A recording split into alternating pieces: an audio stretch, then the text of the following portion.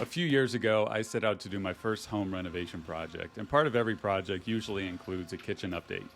I'd seen all the renovation shows for years, and I had been a rental property owner for a while, but had never done a full project before. In this video, I want to share the journey of how I turned an 80s beat-up kitchen into an affordable modern kitchen on a budget for under $10,000.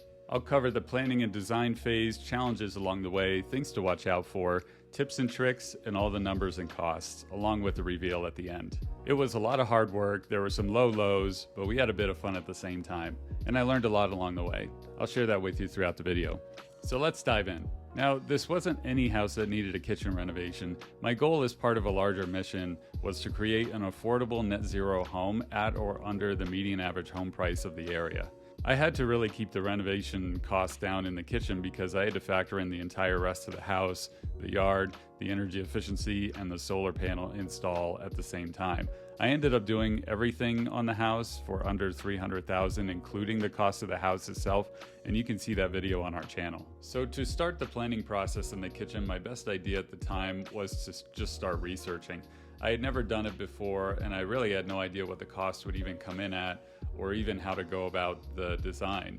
Some of my best ideas at the time included creating and saving Pinterest boards for design, finding cabinet stores and starting to get quotes from them, see what they have in stock, quotes from kitchen contractors, handymen, or anyone who had project experience as well. They're usually in really high demand and pushed out weeks or months. And I guess for my own sake and not knowing what else to do, I measured out and did a hand drawing of the full kitchen layout. This became really handy because later I found out that if you measure and draw the kitchen well enough, you can remote design or get quotes remotely from cabinet suppliers and kitchen contractors without going in person, and that saves a ton of time. So I was able to get 7 to 10 quotes from these kind of companies just from home with a good enough drawing.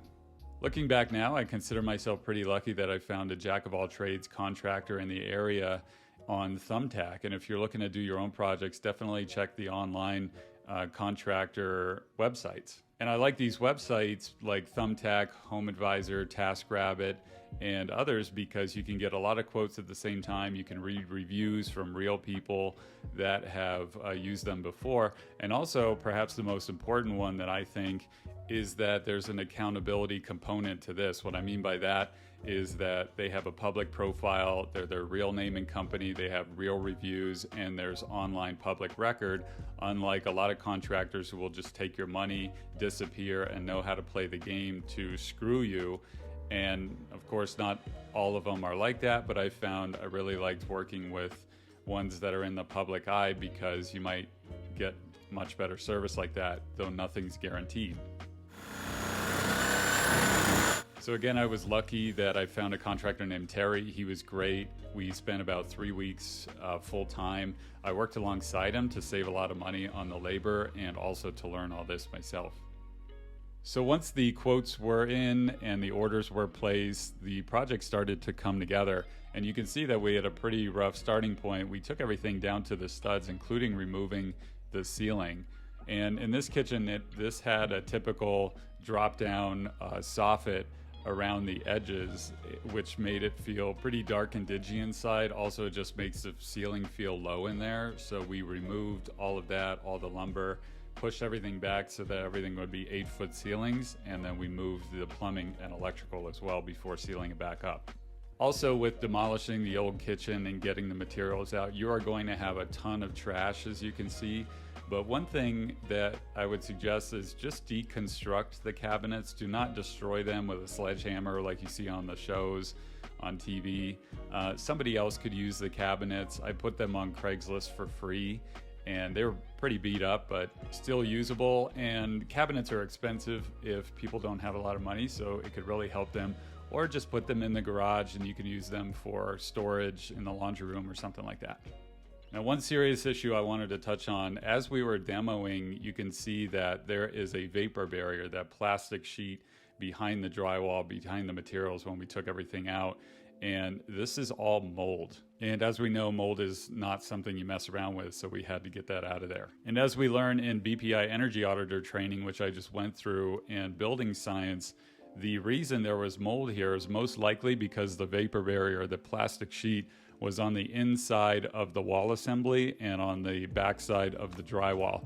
In the south, the heat is trying to infiltrate into the house, and that includes a lot of moisture with the air.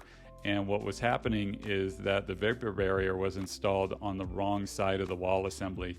Down in the heat in the south and those kind of climate zones, you want the vapor barrier, if you're going to have one at all, on the outside and not on the inside of the wall. In colder climates, I believe it's general practice to have the vapor barrier on the inside of the wall. And so that could be the reason why there's so much mold here, because moisture is getting trapped, and that can ultimately get everyone sick. Who knows how long that mold's been in there. Another thing that I think it's important to mention if you're going to embark on a project like this is to mentally prepare yourself for the dust, the debris, the fact that you really won't have a kitchen for 3 weeks, you won't have some of the appliances. In my case, to save a lot of money, I was living in this project while I was renovating the whole house for about 6 months total with the actual work going on, and it really can take a mental toll on you. As you can see, this is what you can be living in. And in my case, this was only 3 weeks, but if you have delays in materials, if contractors get sick, if they don't show up, if you have to swap people out for labor, everything like that, it can go much longer than that. And in my project, yes, it could have been much cleaner, but we were just trying to power through it.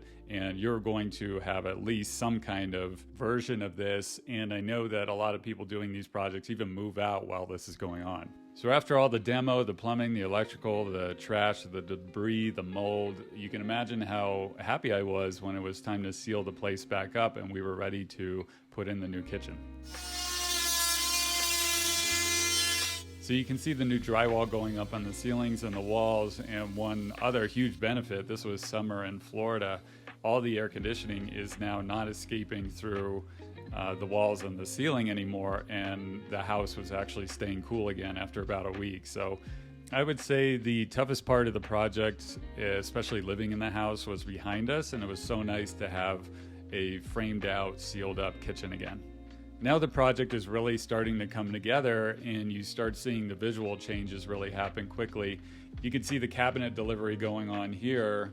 To touch on cabinets for a second, I did get all sorts of quotes from different places, but in the end I decided to just go with the Home Depot Cambridge, the typical white shaker style of cabinet. And a benefit there was that they were pre-built, they're in stock down the street, and this really helped because I actually measured the kitchen wrong in the beginning and I had to go run over there and get a right size cabinet and return the other one. So it was just nice that it was local, in stock, built already, so we could move forward without much delay. The appliances that were in the house were pretty much good enough already from the previous owners, so I just kept them and saved probably $3,000 on that package. While we were in the whole process here, I wanted to upgrade a few things that wouldn't cost a lot of money, so we added dimmable LED ceiling can lights up in the top, and then also I added LED strip lighting for some nice ambiance with under cabinet lighting, and I put some behind the appliances as well while there was space open. Terry had a good idea to add shiplap and a bit of extra design on the outward facing parts of the cabinet that would go into the dining room. Next up was the countertop measuring and install, and I've since done another net zero house after this, and for some reason I really like the countertops. Maybe it's just because it brings together the project in the end, but also the process with countertop companies seem to be pretty smooth. I also thought it would be cool to add some floating shelves on the outward wall there and not fill it with cabinets to create a more open space, so we added that. Going into the final week here after the countertops were installed, I had Terry back and we did a nice marble hexagon backsplash in the kitchen, and that really pulled the whole thing together. So as you can imagine, I can't cover every single thing in this video. There were tons of odds and ends, dozens of trips to Home Depot, Floor & Decor, and other places, but here's the final reveal. I hope you like it.